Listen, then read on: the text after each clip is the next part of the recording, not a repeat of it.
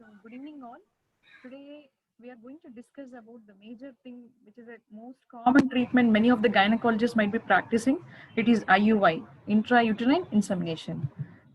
Is there a still role of IUI in this era of IVF? Definitely, yes, there is a role for IUI because IUI is a very cost-effective, non-invasive first-line therapy, and it is an inexpensive treatment, which involves the deposition of a processed semen sample in the uterine cavity so that the maximum number of healthy sperm reaches the site of fertilization.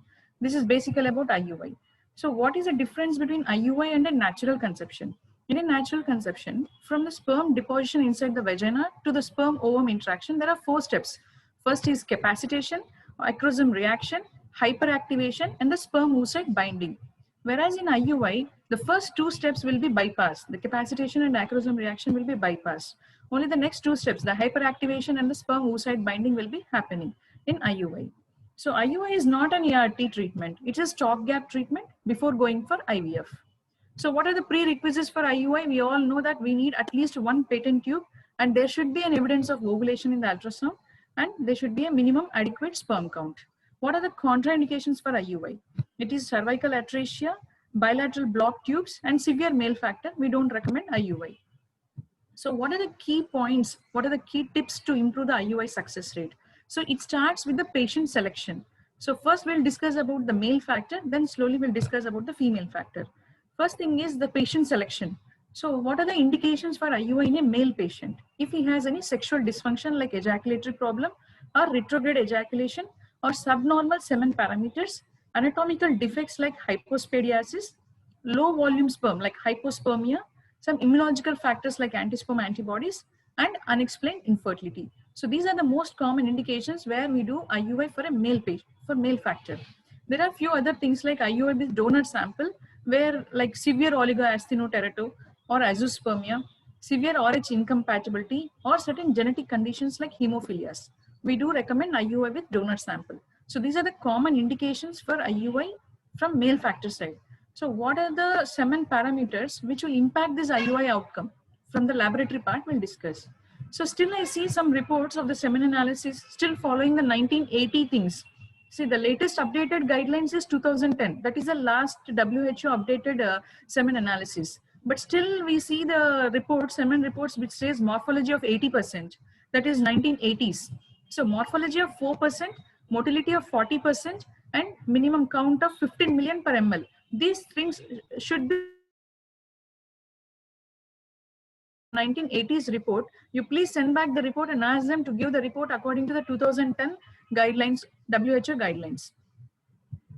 So what is this? This is a basic thing for beginners who wants to know what is mild male factor, what is severe male factor infertility. See, mild male factor infertility is if the pre-wash count is 10 to 15 million per ml. Moderate is less than 10. Severe male factor infertility is less than 5 million. So how will be the IUI success rate is at least if the pre-wash count is more than 10 million, it will be good. If it is 1 to 5, okay, the success rates are not very bad. Okay, we can still try IUI. If the pre-wash count is less than 1 million, the patient is a straight away patient for IVF with ICSI. So the pre-wash sperm count, we should decide whether the patient is for IUI or for IVF. So we divide the patient into mild male factor, moderate and severe. Next is the morphology. So the previous slide is about the count of the sperm. Next is morphology. Definitely 4% morphology is required, and leukocytes we all know less than 1 million per ml, and the post-wash count should be minimum 5 million.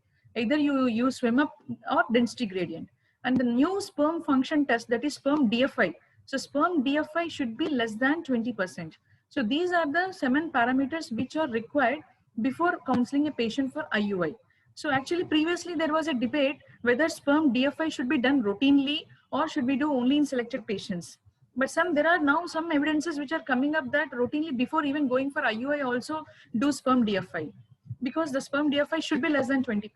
What we practice in our center is if the patient has a history of like occupational exposure or a history of varicocele surgery or history of smoking, these kind of high risk patients, we definitely do sperm DFI even before going for IUI. Otherwise, for patients who have a history of recurrent miscarriages or recurrent IUI failures before going for IVF, or age more than 40 years for a male patient, we do sperm DFI at our center.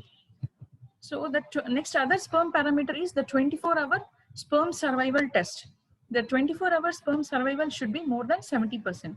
So the sperm count, sperm morphology, the 24-hour sperm survival rate, sperm DFI. These are the most important parameters which will decide you to go whether to for IUI or IVF.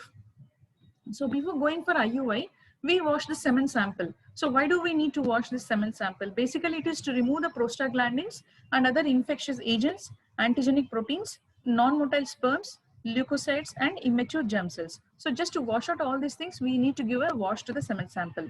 So what are the two most common techniques? What we use is swim up technique and density gradient technique. So what is the advantage of swim up technique?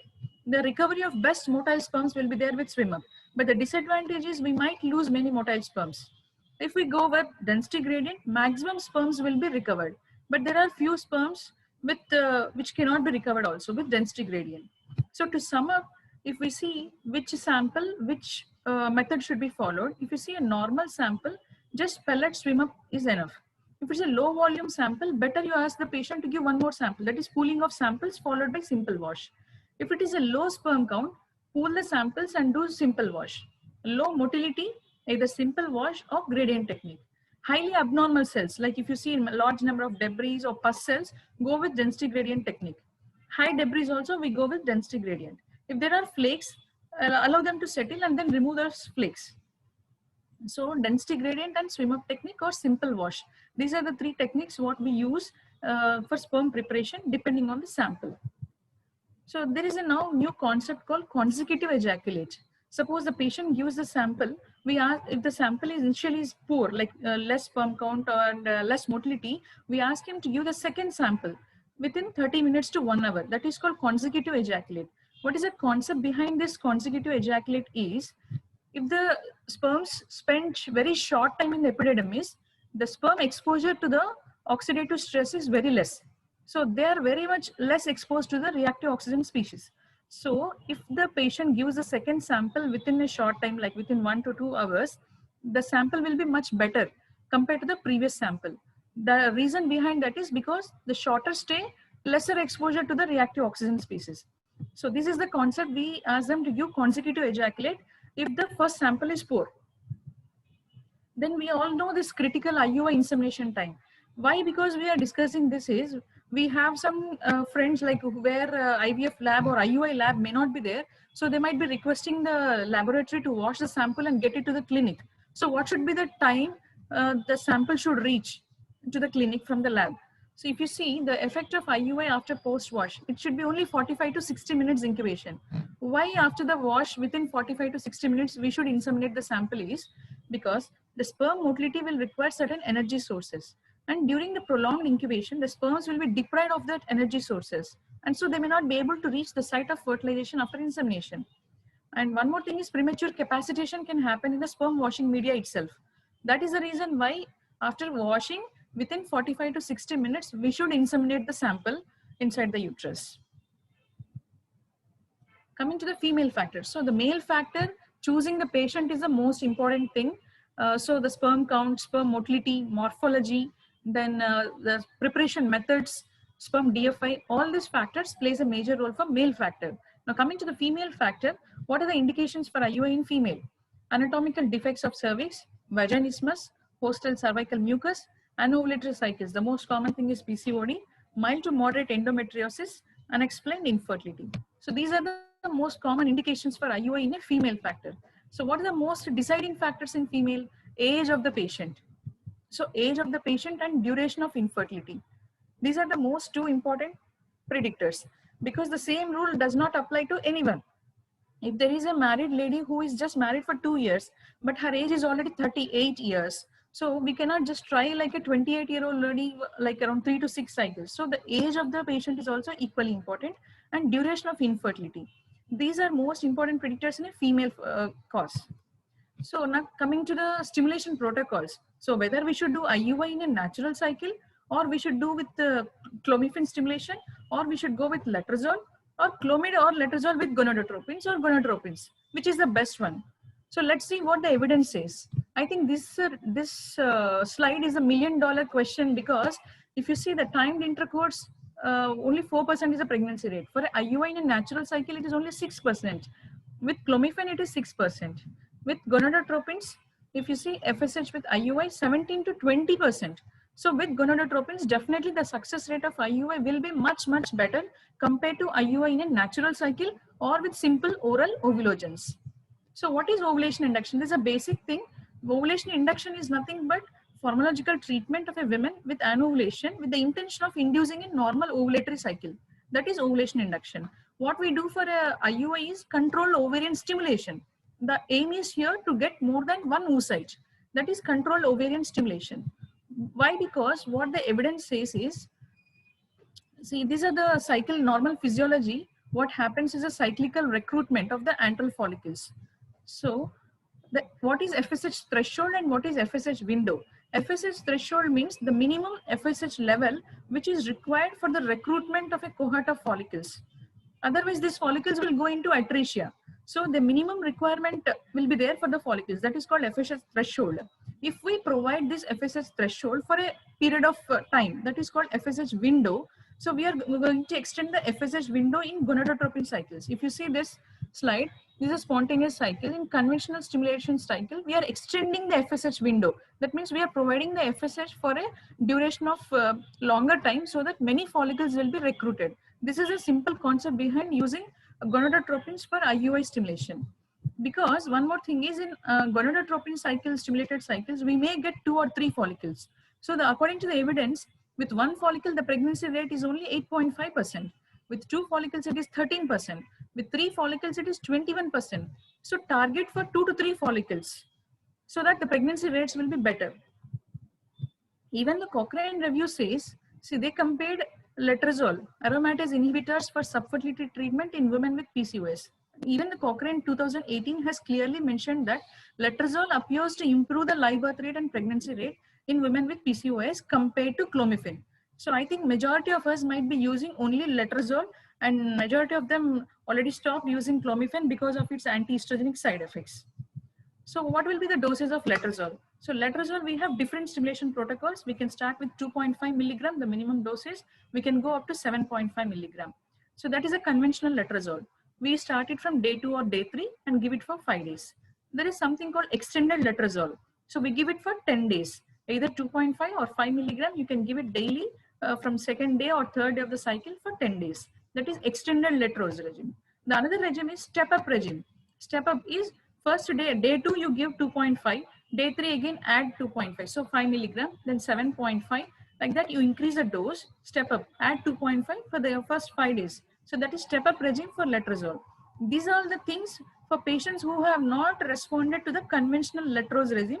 We try all this extended letrose or step up regime of letrose. There are still even PCOS patients, resistant PCO patients who may not respond to letrose also. So maybe we might combine them with metformin or dexamethasone in resistant PCO patients.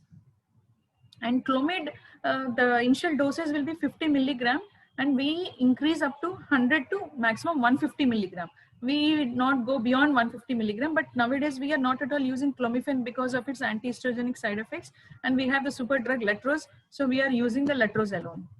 Next, coming to the gonadotropins. So absolutely, even the Cochrane review says that using the gonadotropins, it will definitely improve the IUI success rate. So how do we use these gonadotropins? It can be started from day 3 to day 5. So either daily or alternate days, we can start. So the minimum starting dose will be 75 units per day or 150 units. So what is this basic physiology behind using the FSH or gonadotropins is the same thing. Concept is we are increasing the FSH window so that good number of follicles will be recruited and they'll be prevented from atresia. So the first common regime what we use for gonadotropins is step-up regime. So in this step-up regime, there are two things. One is low dose and chronic low dose. So start with 75 units gonadotropin, give it for 7 days and do the ultrasound. In the ultrasound, if the follicle is less than 10 mm, you add 37.5 units, again maintain the dose for 7 days. Again, after 7 days, do the ultrasound. If the follicle is still less than 10 mm, add again 37.5. So like that, every 7 days, you increase the dose plus 37.5, maximum up to 225 units. So till the dominant follicle is reached. This is step-up regime, low-dose step-up regime. What is chronic low-dose regime? Chronic low-dose regime, you maintain the FSH 75 units for 14 days. So for 14 days, you give the same dose. Only after 14 days, you increment the dose. So after 14 days, we increment the dose by adding 37.5. That is chronic low-dose regime. So low-dose and chronic low-dose step-up regime are the two regimes which we follow.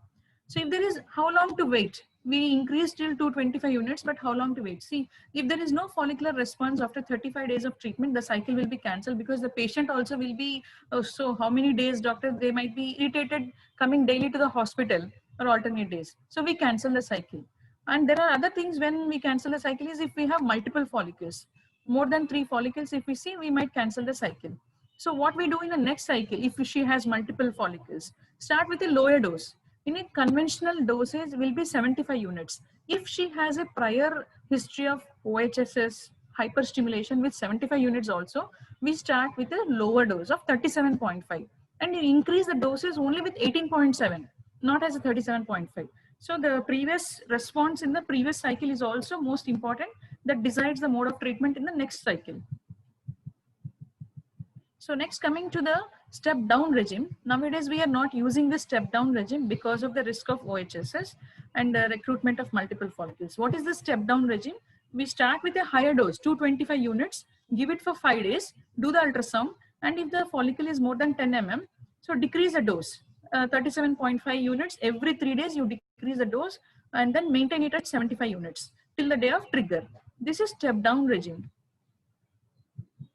What is sequential regime? Sequential regime is first is step up followed by step down.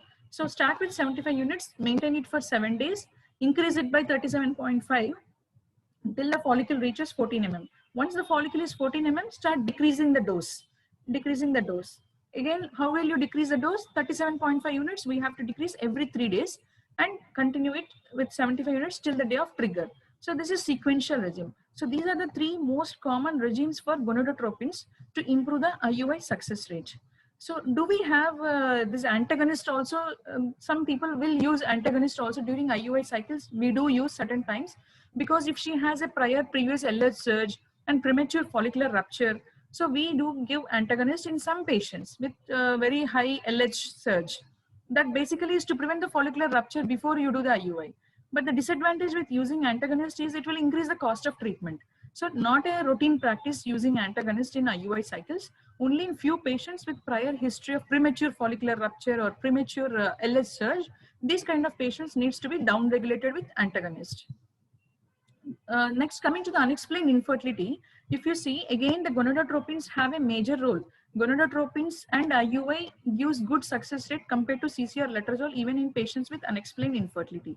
So this is in short about unexplained infertility. If the patient is less than 35 years, expected management up to 2 years followed by stimulated IUI with FSH for 3 to 6 cycles. If less than 35, already more than 2 years of marital life, go with IUI. If she is between 35 to 39, more than 1 year duration, start with IUI with gonadotropins. If fails, then go for IVF. More than 39 years, then stimulated IUI with FSH only for 2 cycles we can try. Then if it is nothing, then we can go for IVF. So IUI with gonadotropins plays a major role not only in PCOD patients with unexplained infertility as well. So next comes when to trigger. So we have seen selection of the patient, how to stimulate the patient, how many follicles we should target. Next is when to trigger, because there's a confusion whether we should wait till 18 mm, whether we should wait till 20 mm. So which patient when to wait? So in gonadotropin stimulated cycles, we have to wait till 18 mm. Whereas in clomiphene stimulated cycles, we can wait up to 22 to 24 mm size as well. So, and the Doppler shows perifollicular perfusion of 50 to 70%. These are the 3 parameters, size and the Doppler studies will decide us when to trigger the patient. So what is the most common trigger? Usually we give HCG because not more than 2 or 3 follicles will be there. So we can give 5,000 units HCG. If you are using recombinant HCG, we go with 250 microgram subcutaneous HCG. So is there a role of GnRH agonist trigger? Yeah, maybe if still there are more than 3 follicles, but still the patient does not want to cancel the cycle and you don't want the patient to go into OHSS, those kind of patients, we give agonist trigger. So either decapeptyl or leupride injection. So ideally, if there are more than 3 follicles, we should withhold the HCG to prevent the risk of OHSS and multiple pregnancies. But if the patient persists, still we go with agonist trigger, but you have to give a good luteal support. Maybe 1500 units on the day of IUI and after 4 days also to rescue the luteal phase in case of agonist without aggravating the risk of OHSS. So next is timing of IUI. So now we have triggered the patient, HCG 5000 units or 250 microgram recombinant HCG we have given. Now when should we call the patient back? What is the time we should do? The recommended, see, the follicle can rupture after HCG right from 24 hours to 48 hours. It's a wide range. After the LH surge, the follicle can rupture from 24 to 48 hours. But after HCG, the ideal time, majority of the studies says 36 to 40 hours is the most common recommended time. We do between this 36 to 40 hours because pre-ovulatory IUI does not have a role. Once the ovulation is confirmed, only the IUI has a better success rate compared to before ovulation if you do IUI. So the timing is more important. Then comes whether we should do single IUI or double IUI. So there is no role for double IUI except in, there are few studies which says that in male factor infertility, we can still do IUI. So first IUI, they recommend between 18 to 24 hours and second IUI between 36 to 40 hours. That is post-ovulatory. This is for male factor infertility. Otherwise, a single post-ovulatory means if you have confirmed in the ultrasound that ovulation has happened and you have done the IUI, it is absolutely enough. Single IUI is enough because the oocyte will be surviving for 12 to 16 hours. A single post-ovulatory IUI can take care of it. It is good enough. So we all know the technique of IUI, a patient in lithotomy position with a partially full bladder, not to use any antiseptic solution, using Cusco speculum with a soft catheter, we inseminate the sample, 0.3 to 0.5 ml sample. I ask my embryologist to load the sample when the patient is on the table, it's ready. Then only he will load the sample. And we do ultrasound guidance, but it is not routinely recommended though, until unless you have a previous history of difficult IUI, we can try under ultrasound guidance. And then the controversy arises whether we should advise the bed rest after IUI or a patient can immediately get up and go. There is nothing harm in making the patient lying down for 10 to 15 minutes after the procedure. But the evidence says that ongoing pregnancy rate per couple was not found to be superior in the immobilization group than in the immediate mobilization group. But still, for patient satisfaction itself, we can give 10 to 15 minutes of bed rest after the IUI, though the evidence does not support it. Next, the most common thing is luteal support. Should we give luteal support after IUI or not? So if you see this meta-analysis, progesterone luteal support after IUI, it's a very good article which says why we should give luteal support only in patients who have been stimulated with gonadotropin, not in patients with clomiphene. See, the mechanism of action is different for clomiphene and gonadotropins. Clomiphene will initiate the ovulation induction at the level of hypothalamus. It is an anti-estrogenic action at the level of hypothalamus. So it blocks the estrogen receptors at the hypothalamus. So because of the lack of negative feedback, there will be increase in the FSH and LH. So increased LH can enhance the corpus luteal function. So for CC stimulated cycles, you don't need luteal support according to the evidence. In gonadotropin cycles, the mechanism of action is different. It will directly stimulate the ovary. So it results in negative feedback at the level of hypothalamus. So it will disrupt the LH release. So it will impair the progesterone secretion from the corpus luteum. So the shortened luteal phase has been noticed. That is the reason why we should give luteal support in patients who have been stimulated with gonadotropins. This is one of the main cause that it will directly stimulate the ovary and the negative feedback decrease in the LH. And other thing is if there is a supraphysiological high estrogen levels also, definitely we have to give the luteal support in patients stimulated with gonadotropin. So what kind of luteal support we give? Definitely vaginal progesterone or oral defestrone. Oral defestrone, if you're giving 10 milligram 3 times a day is the most common recommended dose. And vaginal progesterone from 200 milligram TID we can give. So 600 to 800 milligram is a vaginal dose which is recommended for luteal support. Nowadays, new recent articles are coming up telling that do endometrial scratching even in IUI cycles. Now, does it have a role? What is the evaluation? What are the studies says? The role of endometrial scratching on IUI. So there are studies, controversial studies. So they say some studies say that you should do endometrial scratching in the previous cycle. Some studies say that in the same cycle on day 8 during the follicular phase, you do scratching. This scratching is recommended in patients with previous IUI failure patients. This scratching is known to improve the endometrial receptivity, so they have been recommended. The recent studies, they say that you scratch the posterior wall endometrium using a soft catheter on day 8 of the cycle, do the IUI on day 12 or day 13. So it is known to improve the endometrial receptivity and improving the success rates. But still we need more strong evidence to support the role of endometrial scratching in IUI cycles. These are different studies which have used pipple biopsy, endometrial biopsy catheters, mucus aspiration catheters, and they have done in different timings. Some studies have done in the previous cycle luteal phase. Some studies have done in the same cycle, day 8 to 9, day 9 in the same cycle also they have done. So, but still the evidence is not strong enough to say in this cycle we have to do the endometrial scratching. But maybe we might have to do in our own clinical practice, do the scratching and see how the IUI success rates will be improved. And we all know how many number of IUIs we should give. See, majority of the pregnancies will occur in the first 3 attempts. So it is not usually recommended not more than 6 cycles. Whatever, whether it is PCOD or unexplained infertility or endometriosis, not more than 6 cycles. So what are the limitations of IUI? As I previously discussed, the hospital and the lab distance, then proper maintenance of the lab, sperm requirement we need in millions, and fertilization cannot be assured, and the quality of the embryo also not known. So these are the few limitations of IUI, because fertilization we cannot assess, and we need more number of sperms, and the quality of the embryo is also not known.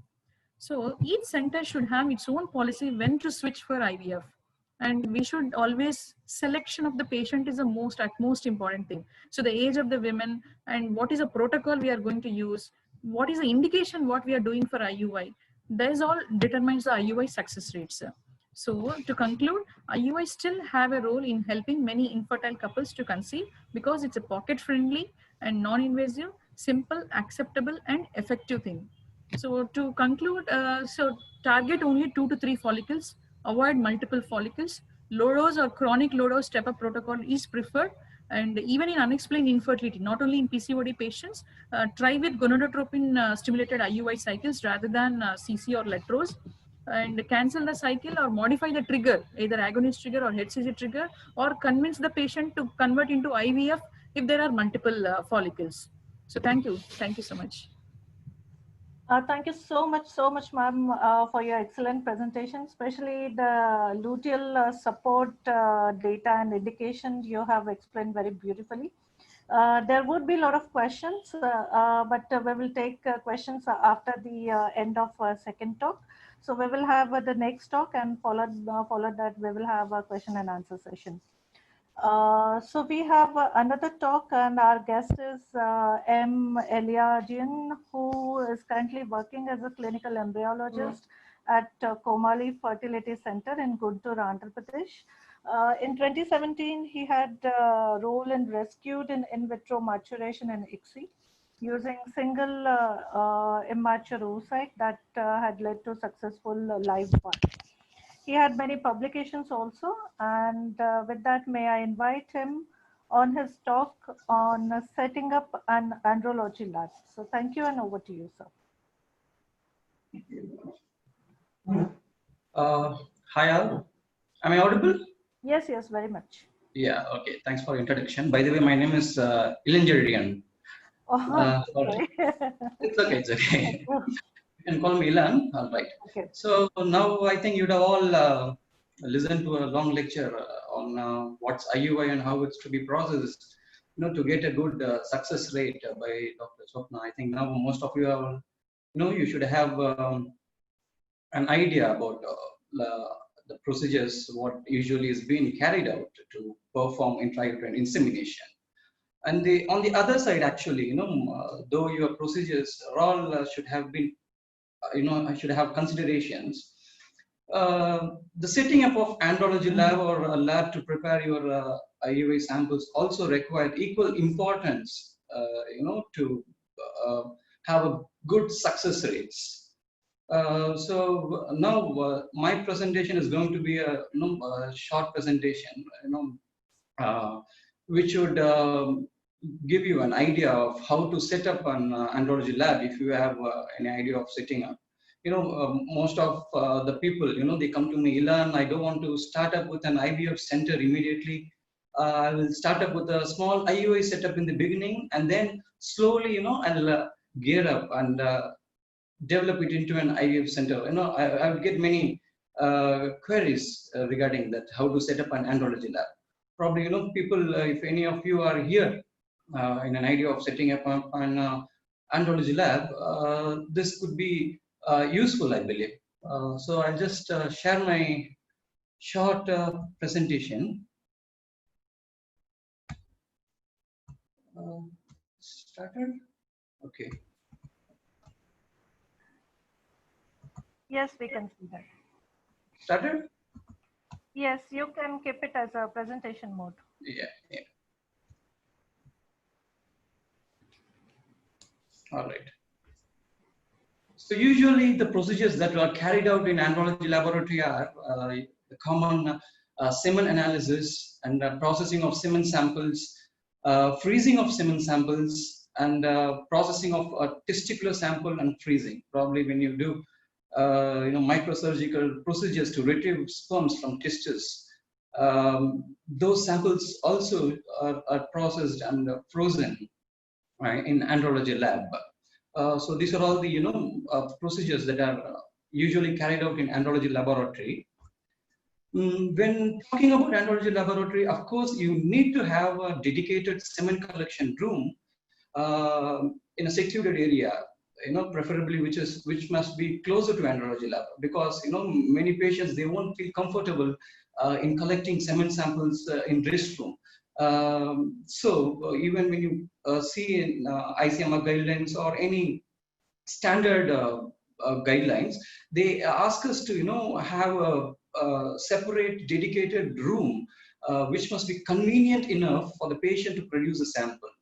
Some patient, they will not even they'll not be able to collect the sample in the hospital premises itself. So you can like have a room probably which can have a couch or something with some magazines or TV, which can help him in collecting the sample. And we know that some male, they even will not be able to collect the sample by their own. They might require the help of their wife. So it will be better if you have a room which can help them in collecting this semen sample.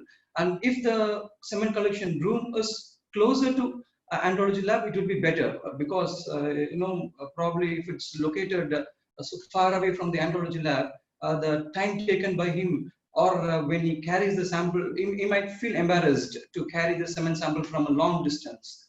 So it's always suggested to have a semen collection room, dedicated semen collection room, preferably closer to your andrology laboratory. So when talking about andrology lab, it must be a sterile room, probably about 80 to 120 square feet area, which can accommodate various equipment that are required to carry out all the laboratory works, and it must accommodate at least and work conveniently inside the lab.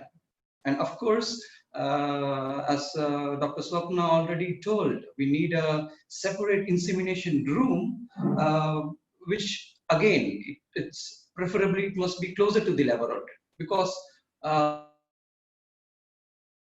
has to be taken to the insemination room, and there the sample will be inseminated. Hence, even that room, it must be closer to the andrology lab. So when we talk about what all the equipment we require, to set up an andrology lab is andrology workstation.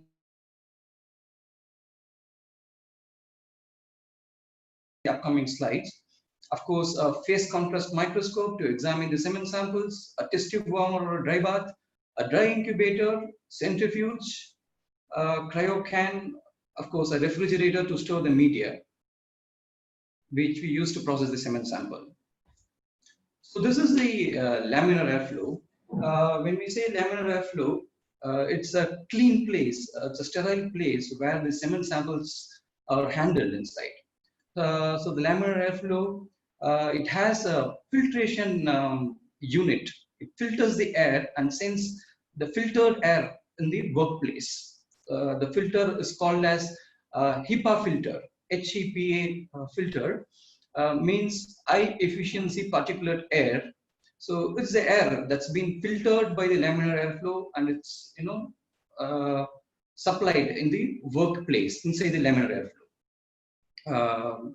And then the table of the laminar airflow, where you see here, some laminar airflow come with warming provision, as all the gametes, both oocytes and sperms, they are handled at 37 degrees Celsius, whereas in andrology laboratory we handle only semen samples.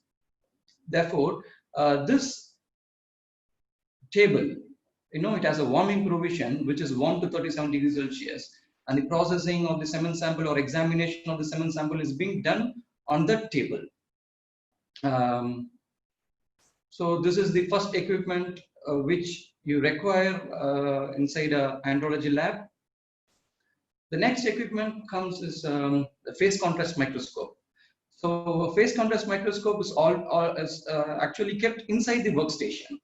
So we take the sample, we place a drop of the semen sample on the slide, put a cover slip on it, and we place the slide on the stage of the microscope and examine it through it.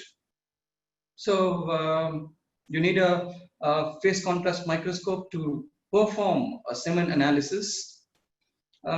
Probably to talk about this microscope, we assess entirely, the count of the semen, the motility, morphology, everything has been examined or appreciated using this microscope. So next thing is the bacteriological incubator. Bacteriological incubator, it provides 37 degrees Celsius temperature. So when we process the sample, there is an incubation time in all processing procedures. Probably when we do a swimmer procedure, we have around 30 to 45 minutes of incubation time or swimmer time. And during that time, the sample has to be incubated at 37 degrees Celsius. So for that temperature, provision, we require an incubator that provides only 37 degrees Celsius temperature. So this incubator will help in providing the temperature. This is called as a test tube warmer or a dry bath. This can be kept again along with the microscope inside the laminar airflow.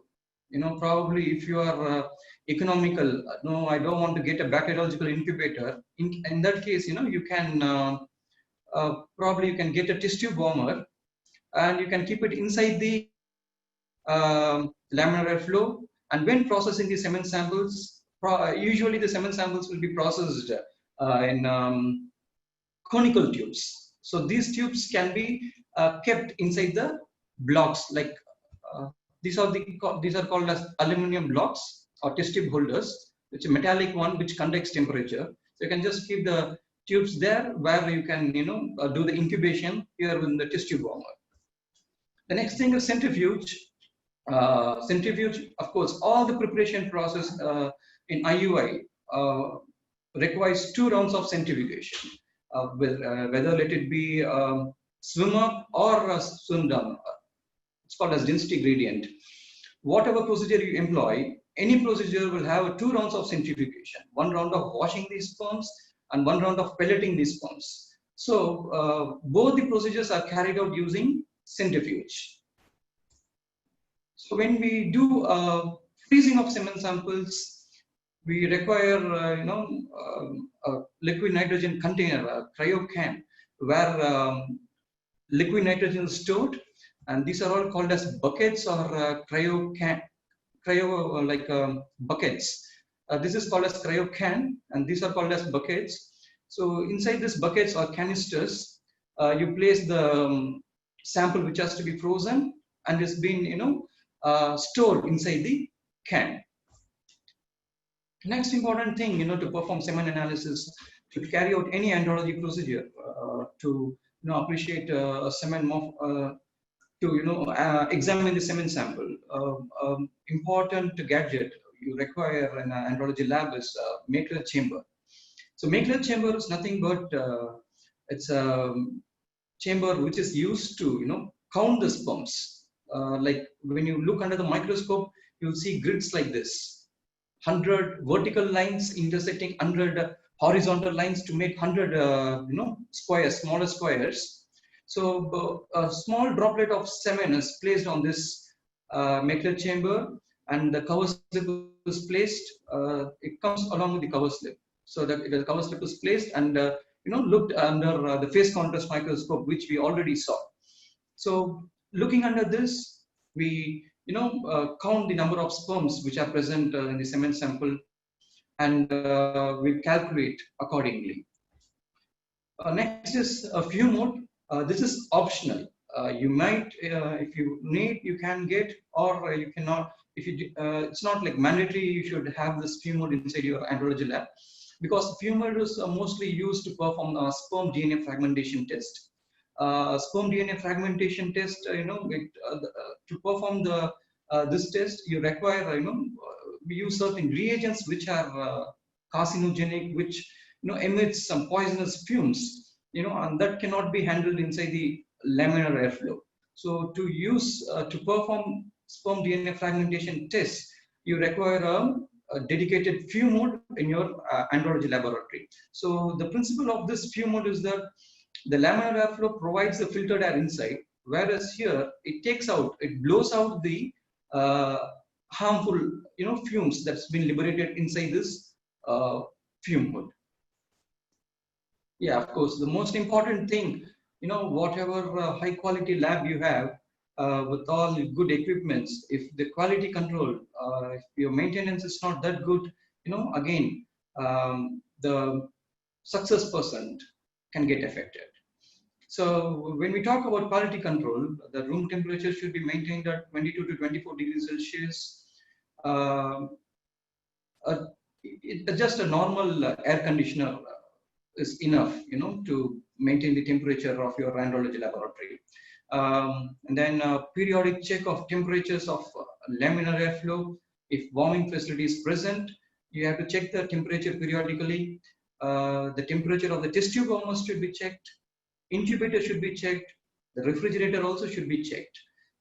Using a digital thermometer, you can always cross-check the temperatures which has been shown in your incubator, test tube warmers, refrigerators, or laminar airflow.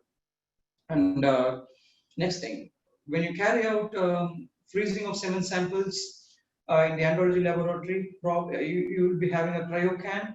So the liquid nitrogen level on the cryocan should be periodically monitored, because in most of the centers, the can which we have for semen storage is of smaller size.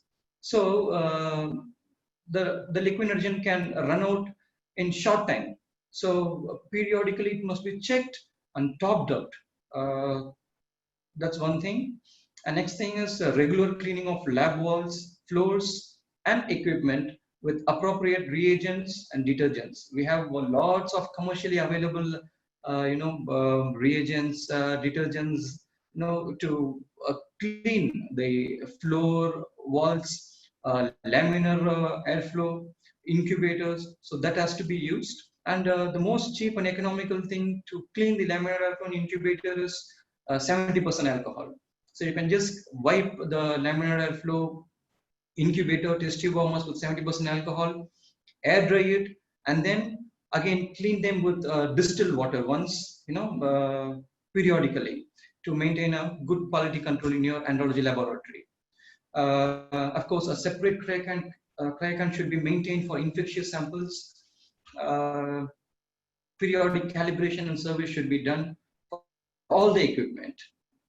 Here at Komali Fertility Center, we do calibration and service every 3 months once, and we audit everything so that we maintain a good quality control in our lab. Of course, talking about concerns, it's very important thing to maintain proper consent forms for all procedures. In the sense, when you freeze the semen sample, when you freeze a testicular sample, when we do an intrauterine insemination with husband sperm, or with donor sperm, we need a proper consenting with the couple before performing the procedure, and these consents should be filed, uh, accordingly. Yeah, to maintain record is again an important thing. Record maintenance. Record maintenance should be maintained for all procedures, right from semen analysis or semen freezing or IUI with husband sample or donor sample. For everything, we need to maintain a separate record, and documentation can be done, both in written format as well as using software. We have, lots of softwares available in the market now, for andrology. So we at Komali Fertility Center, we use, both software and written format to document all the procedures. Yeah, thank you. So I hope you all understood. Yes, yes, Mr. Elan, thank you very much. Thank you for that short presentation. It was very useful, and there are, of course, questions too. So we will have a question and answer session now. Dr. Swapna ma'am, first question to you. Are there any other techniques to achieve a good semen sample as far as IUI is concerned? Especially, there are a lot of papers for MAX technology, magnetic associated or cell sorting technology. So, any opinion and your take, ma'am? Facility at our lab doing the max, definitely yes, max, and we do in few cases for IVF cases only, we do for max and pixie. That's what I'm telling, like selecting the sample, like sperm DFI maybe you can do for all the samples even before IUI. So then we can decide whether there is a high DFI, then we can use advanced techniques like max and pixie. So again, initially you have to assess the sample, which is the, then only we have to decide whether we have to go for max or pixie. Okay, so there is a role, these technologies as well in IVF and IUI. Thank you, ma'am. There is the evidence says that the clinical pregnancy rate will not differ, though you use max or pixie. The clinical pregnancy rates are not different, but the sperm selection, you will definitely get a better sperm when we use max or pixie, because it's physiological sperm selection methods. We can separate the apoptotic DNA fragmented sperms from the normal DNA sperms. But the clinical pregnancy rates have not proven to be different so far. Still, we need more evidence. Yes, ma'am. Probably we need a bigger sample size to understand. Sample size. Yes, correct. The next question is the difference between using 37-degree centrifuge and normal spinning centrifuge. So that question would be, yeah. Okay, so it's 37 degrees Celsius centrifuge and normal centrifuge, is it? Yes. Okay, so it's called as 37 degrees centrifuge, Celsius centrifuge is called as a spermifuge, which is in the market. It all depends upon your size of your wallet. If you have, you can spend 40,000, buying a spermifuge. But considering the, the sperm quality, when we use spermifuge or Dr. Kavita Sarvanand, the question is, for how many years we have to preserve the consent forms and details? How long we do have to preserve? I think it's for up to 10 years. Right. So Yeah. 10 years. After that also we have to send it to the ICMR, this thing, even the consent forms and the case sheets, everything we have to send it to ICMR itself. Okay, right, ma'am. So that's your answer, Dr. Kavita. There are many comments that both the sessions were very good and very useful. So a lot of doctors have really liked the sessions. Let me see if there are any additional questions or comments. If there are no comments, then probably we can close this session, this webinar. So thank you, Dr. Swapna. Thank you, Mr. Elan. Thank you very much. Probably Ellen is the best way to pronounce your name. So, yeah. so thank you very much. A lot of comments and appreciation comments are there in the chat box. So thanks a lot. And thank you for accepting our invitation. Thank you, Thank you. Ilanchalian sir. Yeah, welcome, sir. Right way to say Thank you, Ilanchalian. Swapna ma'am. Thank you. Thank you. Thank you, doctor. Thank you, Dr. Swapna. Yeah. Thank you and bye-bye. Bye. Bye.